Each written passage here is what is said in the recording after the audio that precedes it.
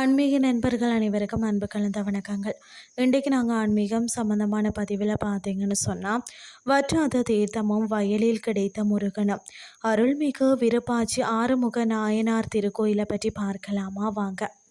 தேனி மாவட்டத்தில் அமைந்துள்ள மிகவும் சக்தி வாய்ந்த அதிசயமான இந்த தலம்தான் கோடாங்கிப்பட்டி தீர்த்த தொட்டி ஆறுமுக நாயினார் கோயில்.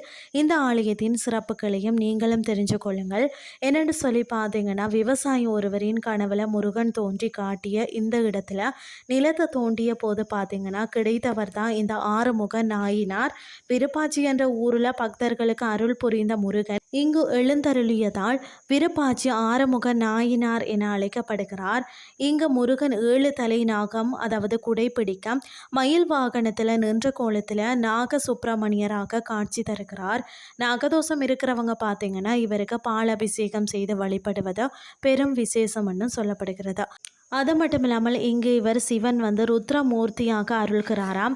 சிவலிங்கத்தின் மேலே ருத்ராட்ச மாலை செதுக்கப்பட்டுள்ளது மிகவும் அபூர்வம்.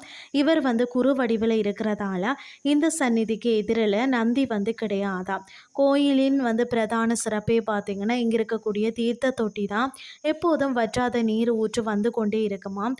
இந்த புனித நீரில் நீராடினாலே பாவங்களும் தோஷங்களும் நீங்கும் என்பது ஐதீகமாக இருக்கிறது. செவ்வாய் தோஷம் நாகதோஷம் இருக்கிறவங்க மற்றது கல்வியில் தொழிலில் மேன்மை அடையணும்னு சொல்லி நினைக்கிறவங்க கூட ஒரு முறையாவது தரிசிக்க வேண்டிய தலம்னு சொன்னால் அது இதுதான். இன்றைய ஆன்மீகம் சார்ந்த பதிவு உங்களுக்கும் பிரயோசனமாக அமைஞ்சிருக்கும்னு சொல்லி நான் நம்புகிறேன். இதே மாதிரி மற்றொரு ஆன்மீகம் சார்ந்த பதிவோடு உங்களை சந்திக்கிறேன். நன்றி.